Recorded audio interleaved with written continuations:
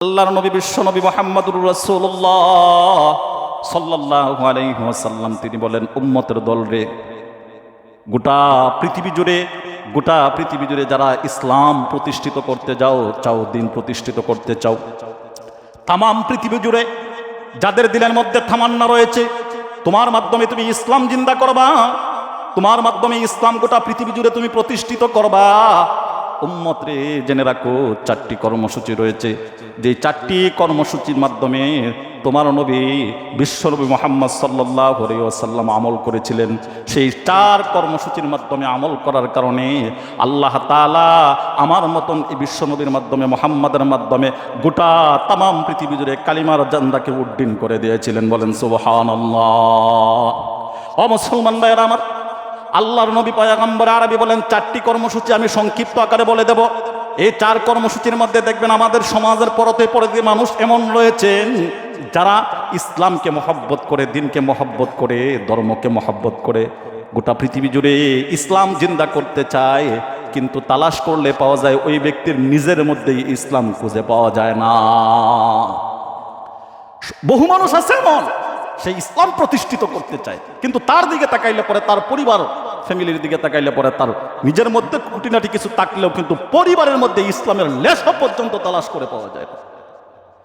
মুসলমান ইমানদার ভাইরা আমার, এজন্য ইসলাম প্রতিষ্ঠিত করা এটা প্রত্যেকটা মানুষের দিলের তামান্না থাকতে হবে, দিলের ফিকির থাকতে হবে।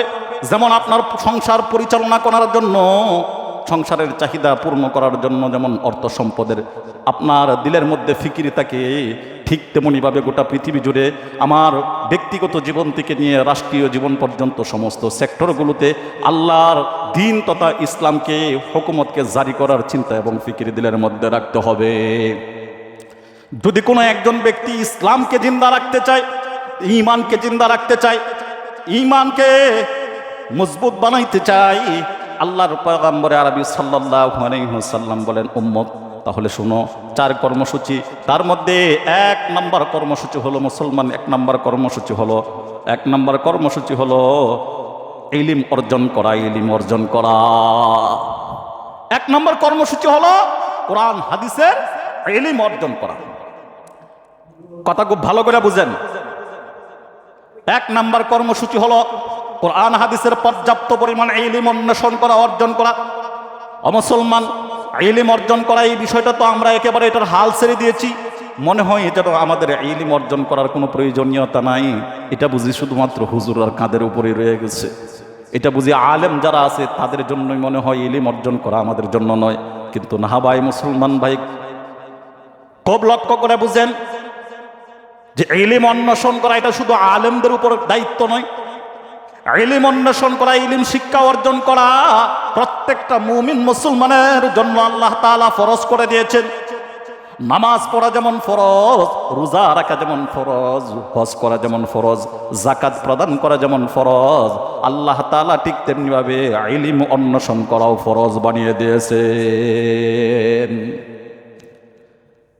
এর মধ্যে প্রথম যে চারটার মধ্যে বলেছিলাম ইলম অন্বেষণ করা, ইলম শিক্ষা অর্জন করা, এই ইলম হইল দুই ভাগে বিভক্ত। একটা হলো ফরজে আইন আর একটা হলো ফরজে কিফায়া। খুব ভালো করে দিলের কথাগুলো বুঝবেন। ও ভাই, ফরজে আইন কোন ইলমটাকে বলা হয়? নামাজ পড়া যেমন ফরজ, রোজা রাখা যেমন ফরজ, যাকাত প্রদান করা যেমন ফরজ। ও ভাই, খুব ভালো করে বুঝবেন। আপনার নামাজ আপনার বাবা আদায় করলে হবে না, আপনার নামাজ আপনার মা আদায় করলে হবে না, আপনার নামাজ আপনার বিবি আদায় করলে হবে না, আপনার নামাজ আপনার সন্তান আদায় করলে হবে না, আপনার নামাজটা আপনাকেই আদায় করতে হবে। এটাকে বলা হয় ফরজে আইন, অর্থাৎ বাধ্যতামূলক নিজের আমল নিজেকে আদায় করতে হবে, এটাকে হলো ফরজে আইন। নিজের নামাজ নিজেকে আদায় করতে হবে, অন্য কেউ আদায় করলে হবে না। এই আমলটুকুকে বলা হয় ফরজ এবং এটাকে বলা হয় ফরজে আইন। ঠিক আরেকটা হলো ফরজে কিফায়া, যেমন জানাজার নামাজ পড়া। এলাকার একজন মাইয়াত মারা গেল, মারা যাওয়ার পরে ওই লোকটার দাফন কাজ সম্পন্ন করার জন্য ৫,০০০ লোকের বসবাস মনে করেন আমাদের গ্রামের মধ্যে। এই ৫,০০০ থেকে যদি ৫০ জন, ১০০, ২০০, ৫০০ জন লোকে গিয়া ওই মাইয়াতের জানাজা কাজ সম্পন্ন করে দেয়, আল্লাহর নবী বলেন ওই বাকি সব মানুষের পক্ষ থেকে ওই মাইয়াতের জানাজা আদায় হয়ে যায়। এটা হলো ফরজে কিফায়া। ঠিক তেমনি ভাবে ইলম দুই ভাগে বিভক্ত, একটা হলো ফরজে আইন আর একটা হলো ফরজে কিফায়া। ও মুসলমান ভাইরা, ফরজে আইন কোন ইলমটাকে বলা হয়? নামাজ কিভাবে পড়তে হবে খুব ভালো করে বুঝবেন, দামি কথা। নামাজ কিভাবে পড়তে হবে, রোজা কিভাবে রাখতে হবে, হজ কিভাবে করতে হবে, যাকাত কিভাবে প্রদান করতে হবে, নামাজের রুকু সেজদা কিভাবে আদায় করতে হয়, নামাজের সেজদা কিভাবে আদায় করতে হয়, নামাজের তেলাওয়াত কিভাবে করতে হয়, নামাজের তাসবিহ তাহলিলগুলো কিভাবে পড়তে হয়, কোরআন তেলাওয়াত কিভাবে করতে হয়, হজ কিভাবে করতে হয়, যাকাত কিভাবে প্রদান করতে হয়, এর যে মাসআলা মাসাইল রয়েছে, এই যে নামাজ পড়া, রোজা রাখা, হজ করা, যাকাত প্রদানের যে প্রয়োজনীয় দরকারি যে মাসআলাগুলো রয়েছে, আল্লাহর নবী বলেন উম্মতের দল রে, এতটুকু ইলম অন্বেষণ করা সমষ্টিগতভাবে সমস্ত নারী পুরুষের উপর আল্লাহ তাআলা ফরজ করে দিয়েছেন। বলেন সুবহানাল্লাহ। বুঝতে পারছেন আমার কথা? নামাজ কিভাবে পড়তে হবে, রোজা কিভাবে রাখতে হবে, হজ কিভাবে করতে হবে, যাকাত কিভাবে দিতে হবে, প্রয়োজনীয় দরকারি যে মাসআলাগুলো না শিখলেই নয়, এতটুকু ইলম অন্বেষণ করা ভিক্ষুকের জন্য ফরজ, এতিমের জন্য ফরজ, ধনাঢ্য ব্যক্তিদের জন্য ফরজ। সমষ্টিগতভাবে আল্লাহ তাআলা এই ইলম অন্বেষণ করা, শিক্ষা অর্জন করা সবার উপরে আল্লাহ তাআলা ফরজ করে দিয়েছেন। সুবহানাল্লাহি ওয়া বিহামদি। আর ফরজে কিফায়া কোন ইলম? ফরজে কিফায়া বলা হয় আপনার এলাকা থেকে কোনো একজন আলেম তৈরি করা, আপনার গ্রাম থেকে একজন, দুইজন, পাঁচজন, 10 জন আলেম তৈরি করা। যদি কোনো একটি এলাকার মধ্যে একজনও আলেম থাকে না, মুসলমান মনে রাখবেন, তাহলে ওই এলাকার সমস্ত মানুষগুলো গুনায় নিমিত্ত, গুনার সঙ্গে সংযুক্ত।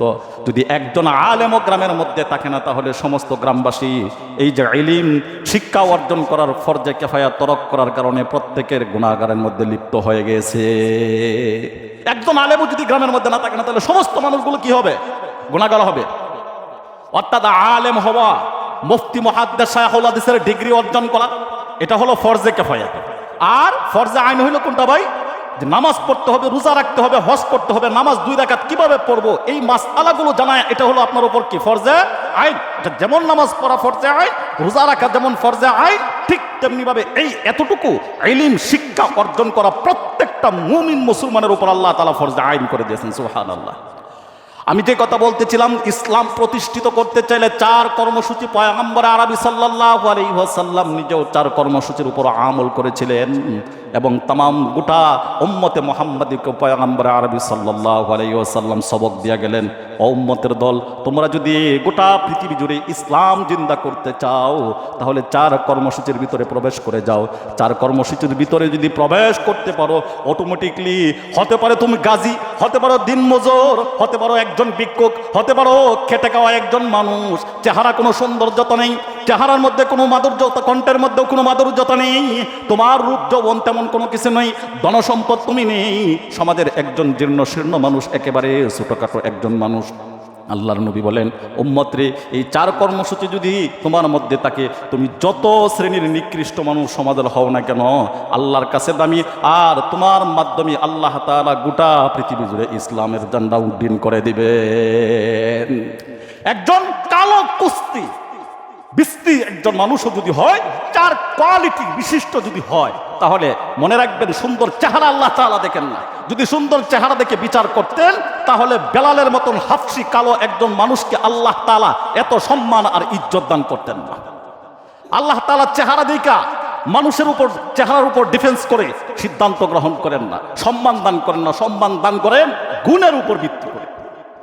মুসলমান 1 নম্বর গুণ হলো কোরআন হাদিসের পর্যাপ্ত পরিমাণ ইলম অন্বেষণ করা।